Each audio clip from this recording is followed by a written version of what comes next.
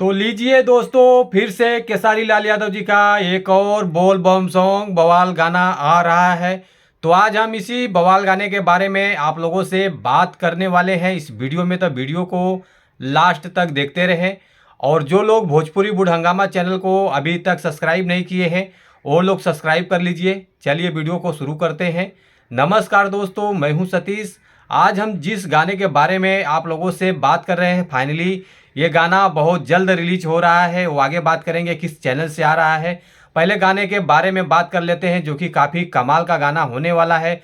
गाने का title song है जल ढारे चल, जो कि काफ़ी बवाल गाना होने वाला है। और इस गाने को गाया है केसारी लाल यादव जी और सृष्टि भारती जी, जो कि ये गाना डुएट सॉन्ग होने वाला है। और इस गाने को लिखा है कृष्णा बेदर्दी जी, जो कि काफ़ी अच्छा गाना लिखा है। और म्यूजिक डायरेक्टर है विकास यादव जी, जो कि कमाल का म्यूजिक होने वाला है। और कंपोजर की बात की जाए तो केपी पांडे जी हैं। एक्ट्रेस हैं सोना पांडे जी, जो कि काफ़ी अच्छा परफॉर्मेंस देखने को मिलेगा इस वीडियो में। और उसके बाद ये गाना बहुत जल्द आ रहा है केसारी म्यूजिक वर्ल्ड चैनल से, जो कि काफ़ी अच्छा चैनल है। तो आप लोग चैनल को प्यार दुलार आशीर्वाद दीजिए और सपोर्ट कीजिए।